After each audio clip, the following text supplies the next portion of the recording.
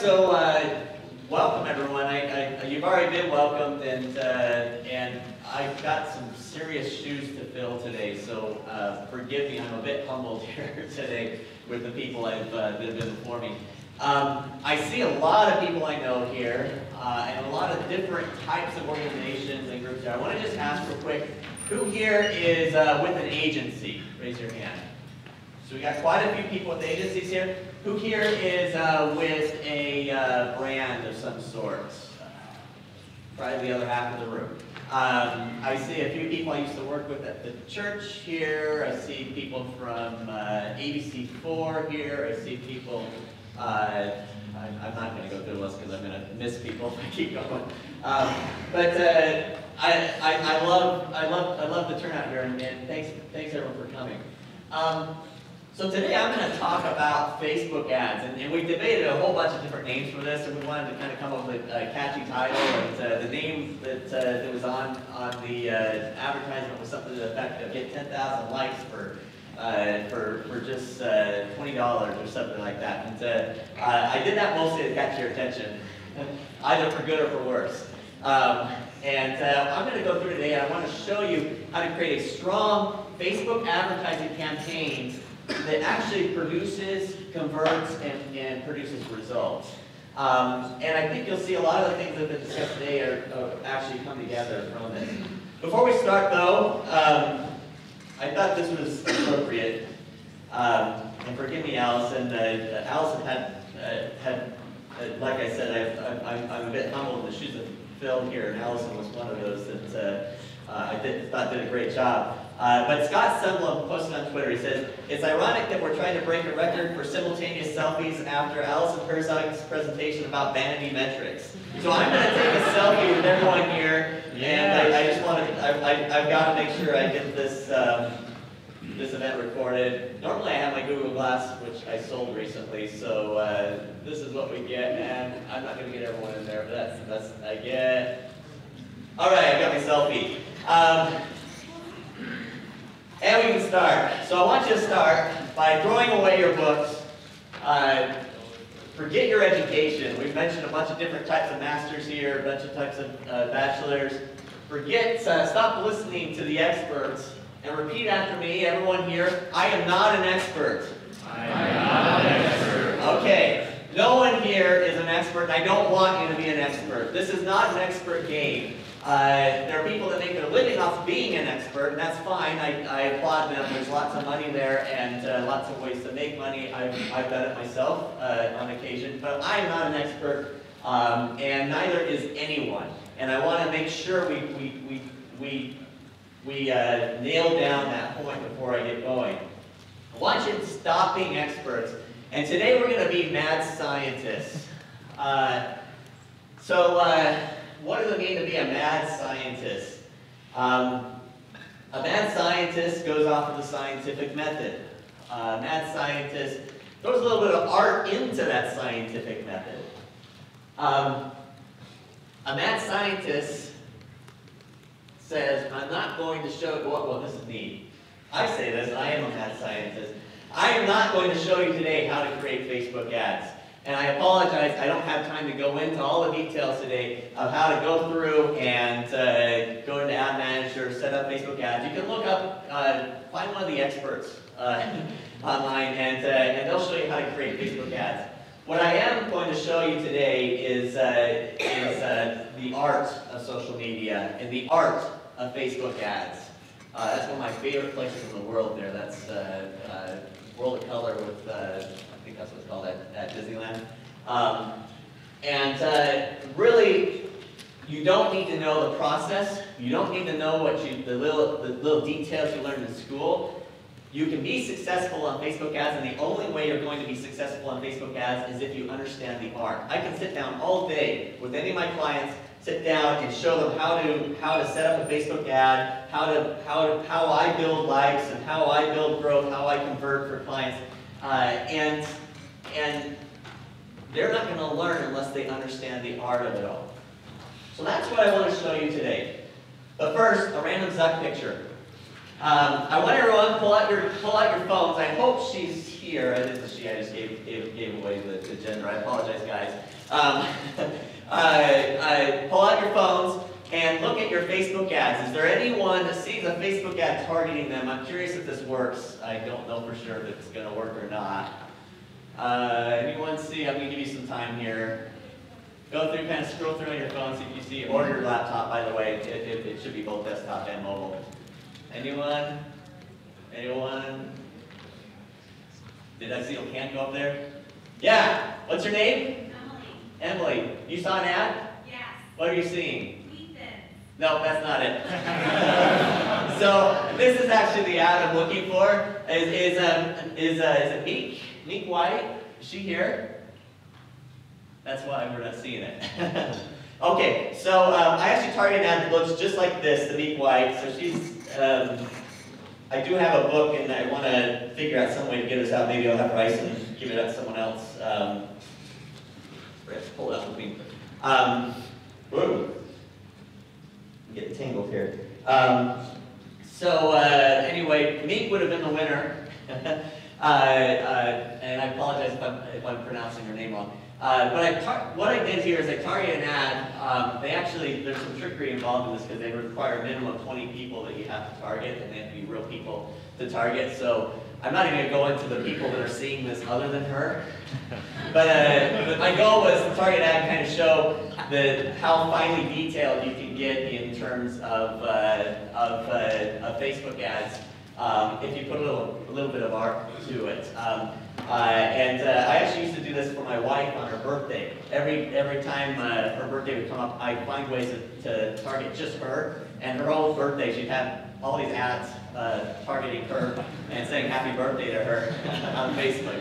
So if you want some really good ideas, there's some fun stuff. There's also a really great article if you search around it. I shared it on my profile a while back about a guy who completely psyched out his roommate by the use of targeting Facebook ads just to his roommate and making his roommate completely paranoid as a result.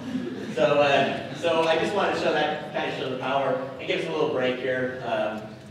Here we go. And yes, that is an actual picture of Zuckerberg with Mario Brothers in the background. That was at an FA conference. I can't even remember why.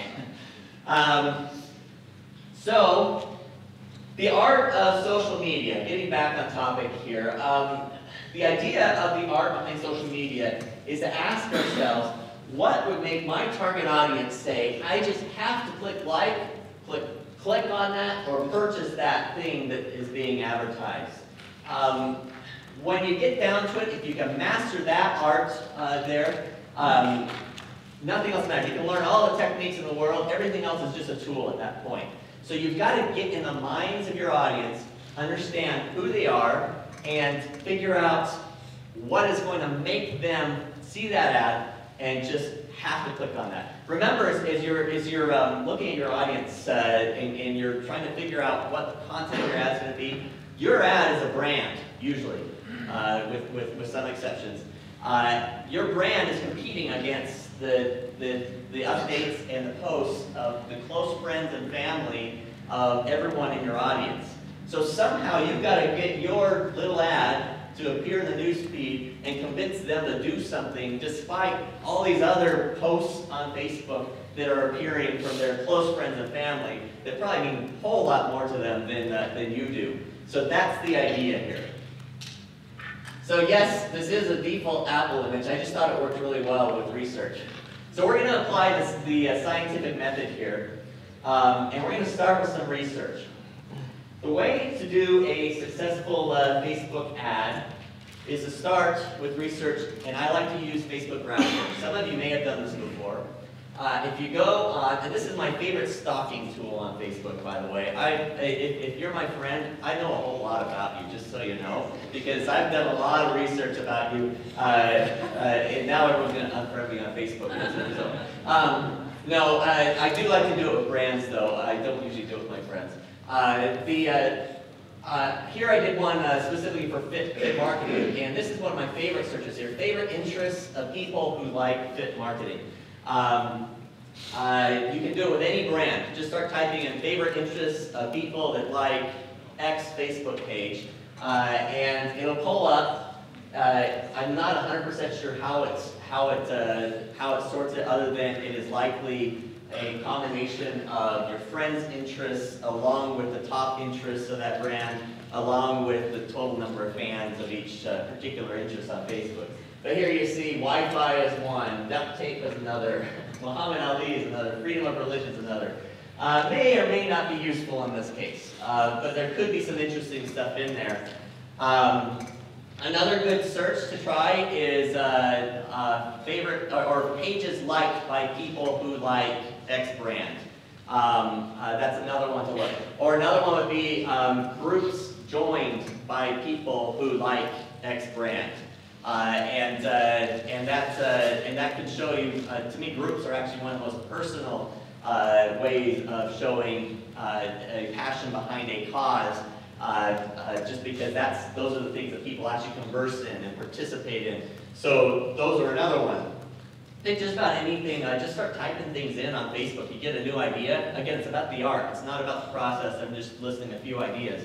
Start typing stuff in Facebook of people who like X, and you'll come up with all sorts of things. You can actually go in, and then once you get the groups, you can go in further and say, favorite interests of people who are members of this group, for instance, and you can go even further.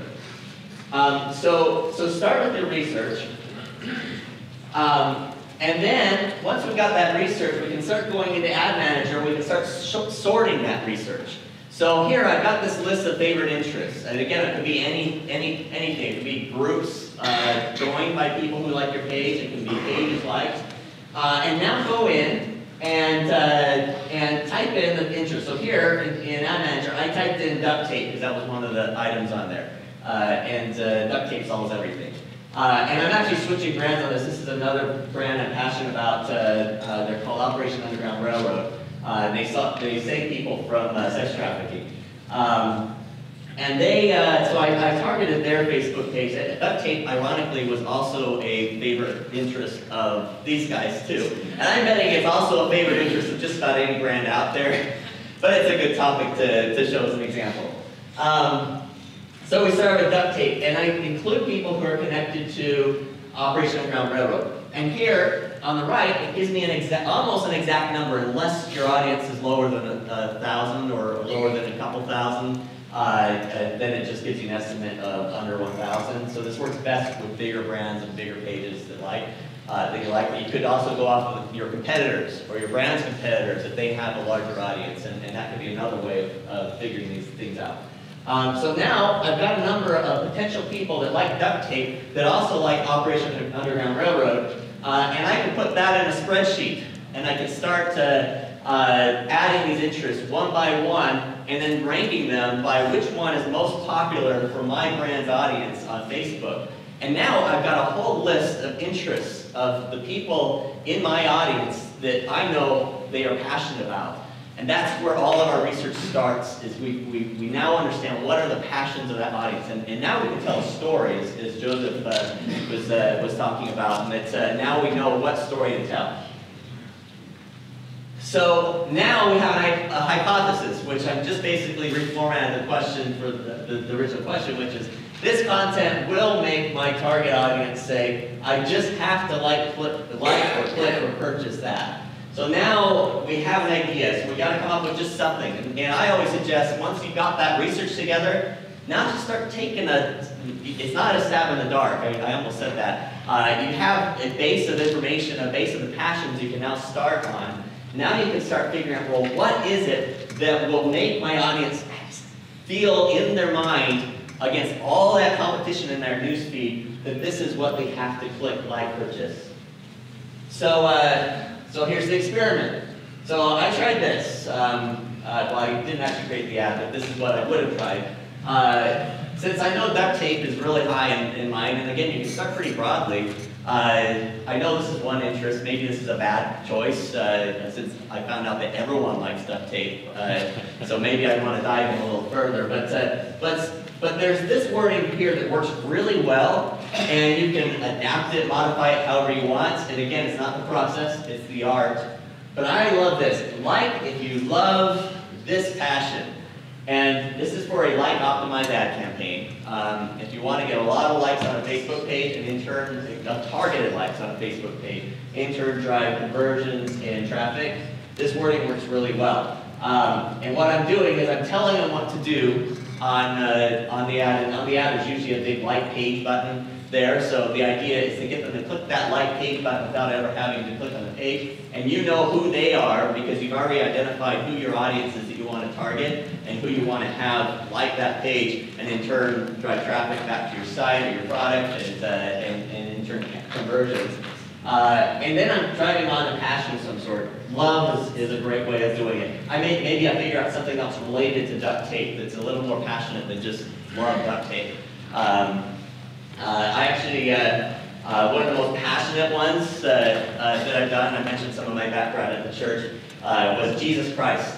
There's no, and targeting evangelicals with Jesus Christ. I've never done better than with that particular topic on Facebook and this particular pattern. It doesn't have to be this exact wording though, this is one way. So duct tape maybe it didn't work. Well, one thing I did notice on Operation Underground Railroad is that, that volunteerism is another passion there. So that's narrowing it down just a little bit further. So I tried this out, played with it, and realized, well, it's not working out well, so I'm going to narrow this down a little further to something a little more related to them. And maybe my target is to get more people to volunteer. So this actually might be a good message to get more people volunteering or more people liking the page that want to volunteer for the organization. Then the final one, just so you know, this is the one that ended up winning, is like if you aren't for sale. And you notice I did use like if you love in this because I realized that message wasn't working for this audience exactly. And after a bunch of testing, I ended up realizing that those that really what I needed to target were people that truly had a passion about sex trafficking and similar topics, and that brought me in a much higher and more effective campaign. So now we need to evaluate and analyze. And I've avoided saying what I'm analyzing and what I'm evaluating because I want to wait till I get to this slide. Going back to Allison's presentation here, this is where you need to make sure it counts and you need to go beyond this. One thing that I always look at, and what I did is I look through, and the number I'm looking at here is cost per page like. And what I do is in my ad sets, if it's an international audience, I separate between developing and developed. That way they're not competing against each other for the same budget. And then you'll notice in the developing countries, which in this audience, maybe I don't want to target India for everything, but in this audience, this is an audience I don't mind having Indians and Indonesians and Filipinos in because they also have a passion around this topic as well, and they're ones we also want to get this message out to. So that's not always something that you want to avoid. It is okay to target developing countries if they have an interest in your audience and they have and you know who you're targeting within that audience. And they actually produce very low cost per like. And you do because there's less competition in those countries for ads. The other one you'll see is develop. To be honest, there are also some other numbers. There's also a CPM rate and stuff like that, which I also include and look over. The other numbers I want to look at for this are in my Google Analytics or Onager data. What is my referral traffic for, and how is that growing as I start this campaign? Am I seeing an increase in traffic? Am I seeing an increase in conversions? If I'm targeting a conversion-based ad, I want to make sure I'm optimizing for conversion and I'm tracking cost per conversion instead of cost per like. And then I'm tracking that as well. I'm trying to get that number as low as I can.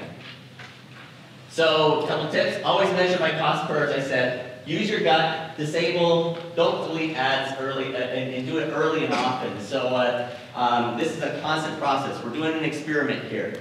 Use that art and not the processes you're learning to kind of figure out and answer those questions. And when you do that, disable the ads, don't delete them, so you can go back and track previous failures or successes and identify it. Focus on conversion metrics. That's the most important. Again, back to Allison's presentation, that what matters most in the end are we generating more sales for the client? In Operation Underground Railroad, we're actually focused on conversions and donations, for them, and how are we driving donations for them as a result of the campaign, as well as awareness. What other elements is the client trying to achieve, or what other elements is your company trying to achieve? And focus on those as the main focus, and then how is everything affecting that end goal? So the conclusion, what did we learn? Another Ryan Zuck picture there.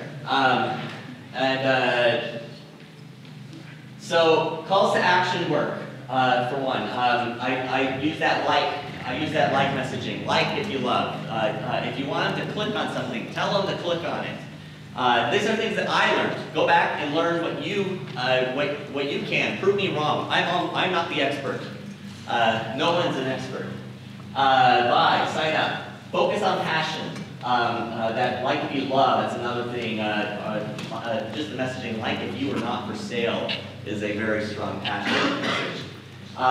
Know your audience. Get in their minds. Understand who they are. Separate ad sets by audience. And again, remember, you are not an expert. Finally, this is the ultimate ad. I've never done better on a conversion-based campaign. This was a donation-optimized campaign where they were on the Glenn Beck program, and we got Glenn Beck to hold up this sign. He was probably one of the strongest influencers, and we targeted Glenn Beck's audience with this ad. And you'll notice the calls to action: donate to end slavery. Click here to become an abolitionist now. And then I added a call to action to also engage on the ad, further driving organic clicks. This is what ended up being the most successful ad of the entire campaign, because it drove donations for the client. So I purposely did this in an ad format. So follow if you love kittens. Or pugs. I like pugs too. So any questions? Yeah. I think that's it. You have time for one. Yes. I was just wondering, how did you get it specific enough to where you could actually target your wife or individual people? Did you just go on their computer, click on it, and use targeting afterwards? So I'll tell you a little bit of the trick today. It's evolved over time, and it will continue to evolve. Back in the day, before you had custom audiences, I would find specific things on her profile that I knew were just specific enough to her that I knew it'd be pretty hard for anyone else to get the ad. Maybe there's someone somewhere else that was getting all of that, but I don't think so. Eventually there were custom audiences where you could target one individual in a custom audience and target them. Just recently, you now have to have a minimum of 20 people in there. And the way I did this one recently is I picked a random set of emails on top of real people. I figured the other people aren't going to see this this morning, and I only set it to play for to run for about an hour. So there's a good chance no one but those that are looking for it are going to see that particular ad. And that's how I did the one recently. Let's give another hand for Jesse.